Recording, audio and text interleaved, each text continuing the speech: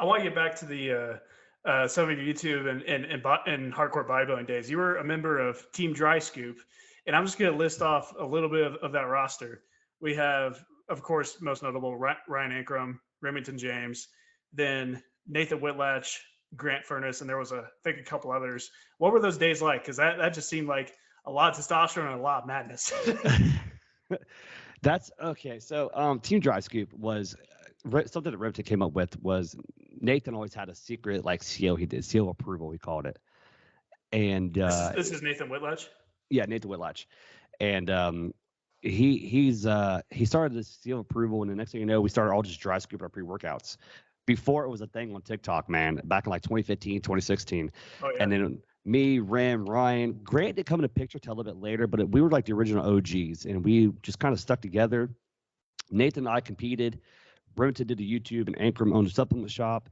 And we all had these big plans, these big aspirations to go somewhere and do these things. And, you know, a couple of us made it, a couple didn't. And in other ways, we all made it in our own way. Yeah. And, you know, the memories is just, I mean, Remington actually got so busy, he had to hire a part-time person to help him. And that was where Grant came in. Grant came in and started helping him film, helping him take care of his emails, helping him with his diet plans for customers. And then they became real close, real acquainted. And then next thing you know, like, you know, Remington's blowing up more and more and more. And he just has zero time because he's so busy. And then, you know, Ankrom did his thing with the Subzilla, and he branched off from there, became Beyond Max, sold his home. They moved to Texas to start Anabar. I mean, it just went so fast, but yet took a lot of time because it just happened so fast. And Nathan even has his own business now, and he's doing really great for himself. So Grant as well has ventured into his own business as well. He's a content. How do I word this? He's a content designer, I guess you would say.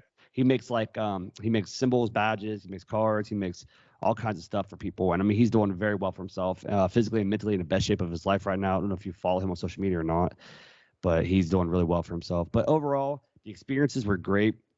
We had some great times at Honor Classic together that were just out of this world.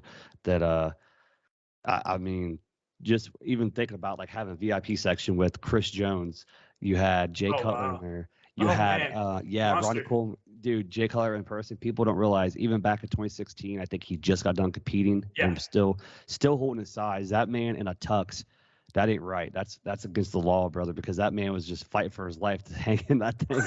And Ronnie Coleman, even his crippled self, unfortunately, was in there and doing what he could. He was in the club.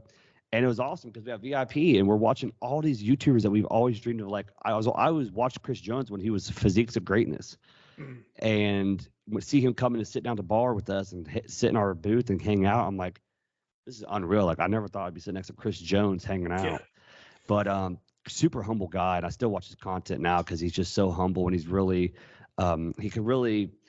he's got a good vibe to him. He's very good frequency. Nice. He's changing the way he does things. But yeah, overall, great experience. And if anybody ever gets bored, look up Team Dry Scoop. I promise you guys will get a good chuckle out of some of the videos we used to make.